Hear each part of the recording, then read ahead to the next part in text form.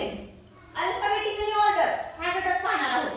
तर आता बघा हा घटक पाहण्यासाठी तुम्हाला एबीसीडी तर येतेच, पण ती एबीसीडी आपल्याला क्रमाने म्हणता आली पाहिजे. म्हणजे ए पासून झेड पर्यंतची अक्षरं क्रमाने म्हणता आली पाहिजेत. मध्येच आधीमध्ये नंबर त्यांचे बदलायचे नाहीत. ए पासून झेड पर्यंत क्रमाने origin A B C D E F G H I J K L M N O P Q R S T U V W X Y Z अशा क्रमाने म्हणता आली पाहिजे. ते तुम्हाला येतात. तर त्याचा फायदा तुम्हाला आता हा घटक शिकण्यासाठी होईल. बघा याच्यामध्ये काय करायचंय, तर बघा तुम्हाला काही शब्द दिले जातात आणि त्यांचा अल्फाबेटिकली ऑर्डर लावा किंवा अल्फाबेटिकली क्रम लावा असे प्रश्न तुम्हाला स्पर्धा परीक्षेसाठी येतात. मग त्याच्यामध्ये काय करायचं बघा, पहिला शब्द आहे बघा कॅटल, लिटल, काऊ आणि एव्हरीडे.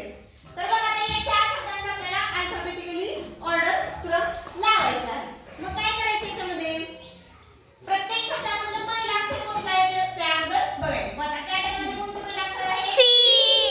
लिटल मध्ये एल. काउंट मध्ये सी. एव्हरीडे मध्ये ई. मग बघा आता पहिलं अक्षर कोणते आहे? लेटर सी आहे, त्याच्यानंतर एल आहे, सी आणि ई. मग आता बघा या चार अक्षरांमध्ये एकदम सुरुवातीला कोणतं अक्षर आहे? एबीसीडी मध्ये अक्षर लेटर कोणते आहे पहिल्यांदा? सी. सी बरोबर. अगोदर बघा एलच्या आणि ईच्या पण अगोदर सी बरोबर. ए बी सी एबीसीडी मध्ये सी अक्षर पहिल्यांदा.